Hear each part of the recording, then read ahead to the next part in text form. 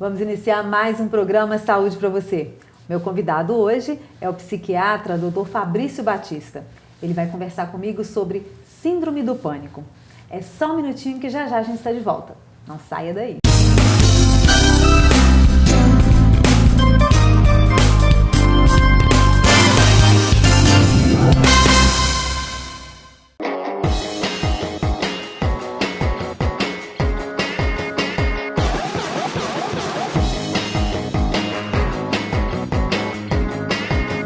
Doctum TV, online 24 horas.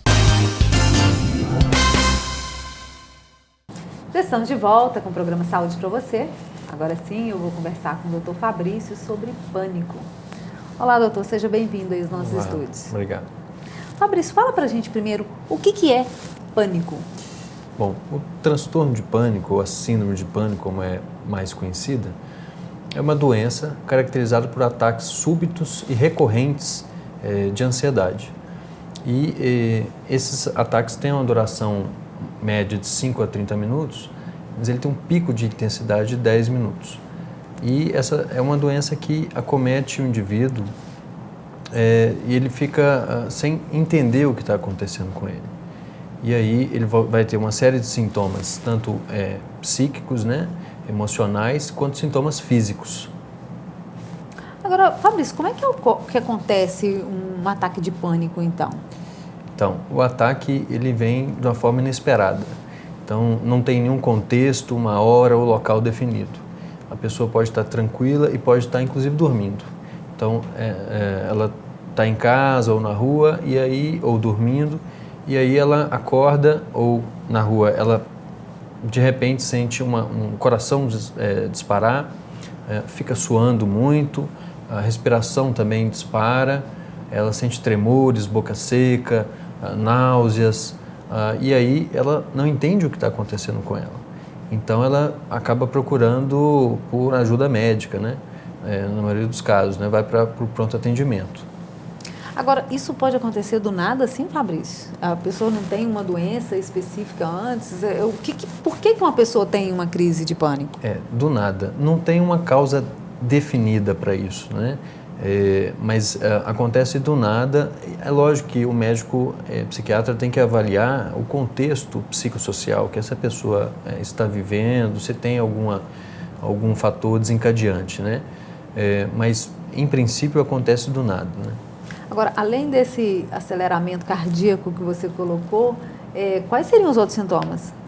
Então, a pessoa sente a boca seca, sente a respiração fica mais ofegante, né? Ele sente mais cansaço, ele fica com uma sensação de sufocamento. Alguns pacientes eles referem que é como se tivesse alguém apertando o pescoço delas. Então é uma coisa muito desagradável, né? E isso pode ter consequência, né, doutor? Com certeza. Isso restringe muito a vida da pessoa, né? O indivíduo, ele fica com medo, na verdade, no começo ele fica muito preocupado de ter um novo ataque. E aí, isso começa a restringir porque ele fica com medo de sair e não sabe se vai acontecer ou não. E essa preocupação gera um medo. E esse medo gera ansiedade que a gente chama de antecipatória. Então ele fica sempre com medo, antecipando, pensando o que poderá acontecer na rua. E essa ansiedade antecipatória faz com que ele fique mais preocupado e com mais medo.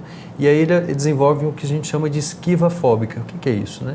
A esquiva fóbica é quando ele começa a evitar situações em que ele imagina que possa passar mal.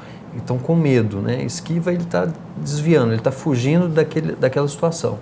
E aí, isso vai restringindo ele mais. Então, compromete ele no trabalho, na escola, na faculdade, nos diversos meios que ele possa frequentar. Agora, Fabrício, quais as alterações comportamentais que podem acontecer? Essa é uma boa pergunta, porque ele dá uma dimensão do que acontece com o paciente, né? Então, o indivíduo começa a ficar cada vez mais preocupado com a possibilidade de ter um novo ataque, porque ele acontece em qualquer lugar. Então, essa preocupação gera um medo excessivo, né? Ele começa a ficar com muito medo de ter um novo ataque. E esse medo vai gerar uma ansiedade que a gente chama de ansiedade antecipatória.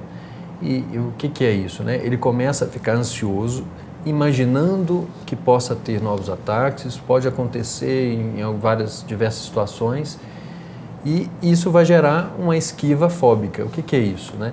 Ele vai começar a evitar situações em que ele imagina também que possa ter tais crises, né? Como sair de casa, como ir trabalhar, como frequentar a faculdade ou sair com a família, porque ele sempre vai se colocar e se ver numa situação de risco.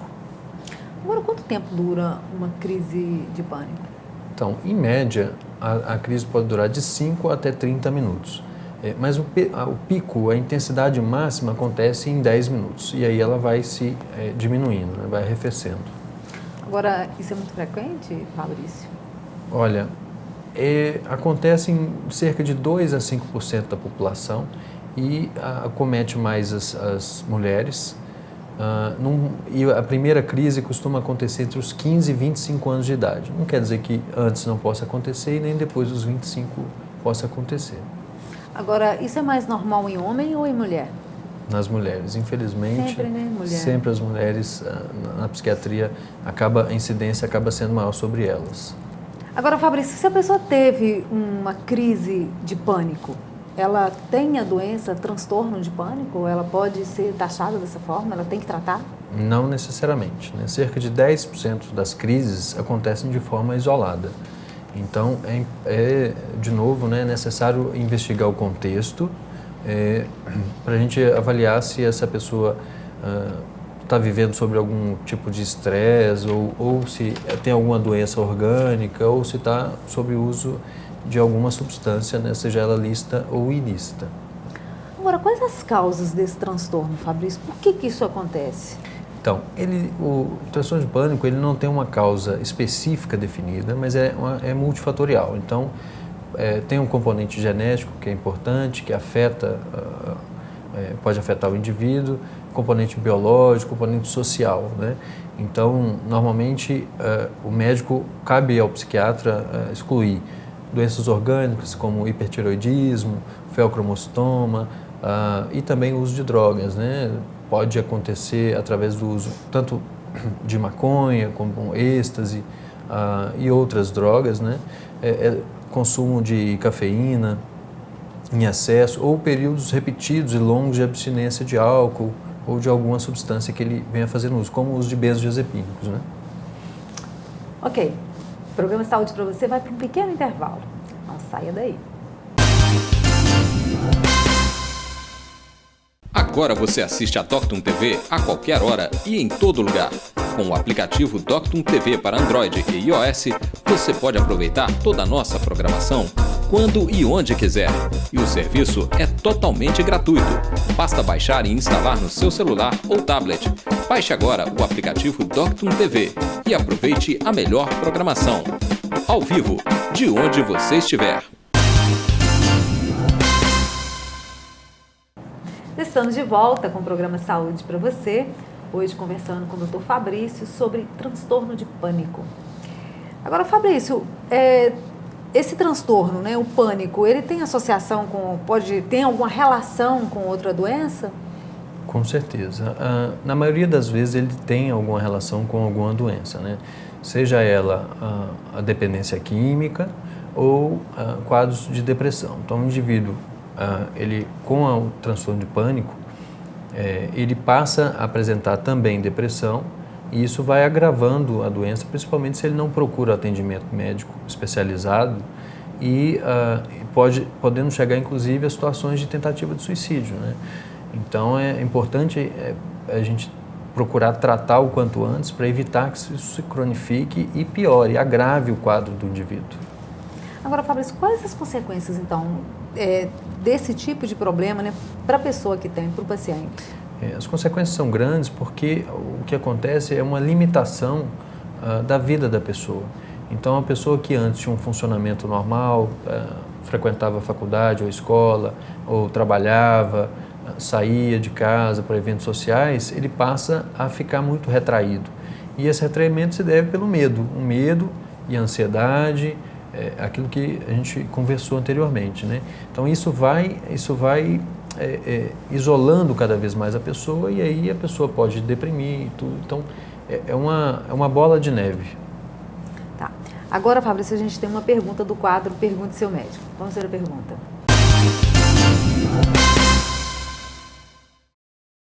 O que é agorafobia? Qual é a relação desse problema com o transtorno de pânico? Então, Fabrício, o que é? Bom, agorafobia, esse nome estranho, esse nome vem do grego, né? Ágora quer dizer multidão e fobia é medo. Então, o indivíduo que tem transtorno de pânico, ele pode ou não apresentar a agorafobia. Então, imagine você, ele tem medo de frequentar lugares abertos com muitas pessoas. Porque ele pensa que ele pode estar lá e, do nada, ele ter uma crise de pânico e, pior, ele pode não ter socorro. Ele acha que ele pode não ser socorrido a tempo. Então, ele evita esses ambientes abertos, isso restringe mais a pessoa. Nem todo mundo que tem transtorno de pânico tem esse componente da agorafobia. Então, o psiquiatra consegue diferenciar isso conversando com a pessoa. Agora, qual que é o percurso, né, do paciente, por exemplo, até receber o diagnóstico de pânico?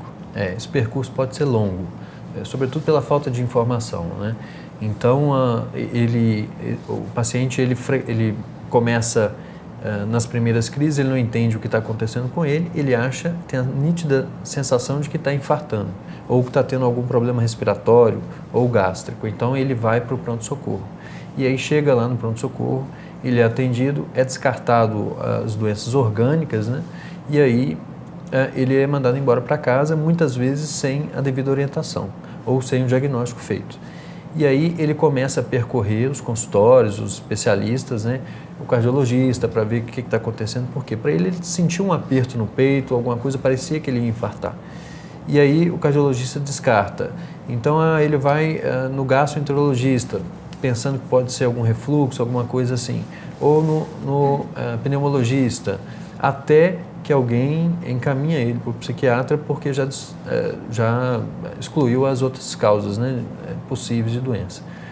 Então, ele pode demorar até chegar nas mãos de um psiquiatra e começar o tratamento dele, né? Isso é ruim porque cronifica a doença, isso traz mais sofrimento mental, mais limitação social, tanto para o paciente quanto para a família dele. Agora, é difícil um diagnóstico desse, Fabrício? Não, o diagnóstico não é tão difícil, ou pelo menos não deveria ser, né? Normalmente o diagnóstico é clínico, você não precisa de nenhum exame, nem de imagem ou nem laboratorial para fazer esse exame. Mas você tem que saber abordar o paciente para extrair as informações necessárias para você elaborar a sua hipótese diagnóstica, né? Então, e o médico tem que descartar várias doenças realmente. Então, algumas doenças da tireoide, né? Então, isso tem que ficar bem nítido e bem claro para que se faça o diagnóstico. E o tratamento? Bom, o tratamento, ele tem duas frentes, né? O tratamento com ansiolíticos, né, e antidepressivos, e o tratamento com a psicoterapia. O médico psiquiatra vai saber manejar as medicações, tem as medicações também que pode usar, que são chamadas abortivas da crise, né? Que são aquelas que a gente usa só no momento que precisa. E também é importantíssimo que se faça, junto com o tratamento medicamentoso, com o psiquiatra, o tratamento psicoterápico, né? Os psicólogos precisam ser acionados e eles é uma classe muito importante que trabalha muito em conjunto com a psiquiatria, que precisava ser mais valorizada, né? Tanto por psiquiatras como pela população de uma forma geral. Então, a psicoterapia normalmente trabalha com a TCC, né? Que é a cognitiva comportamental, né? E então, o indivíduo tem muito resultado, os resultados são positivos quando ele faz a TCC. Ok, tá aí mais uma dica do programa Saúde para você. Agradeço a participação, Fabrício, no nosso programa. Muito obrigado. Ficou alguma dúvida, quer sugerir um tema para a gente? O número do nosso WhatsApp está aparecendo agora na tela ou na nossa página do Facebook. Até o próximo programa. Saúde para você!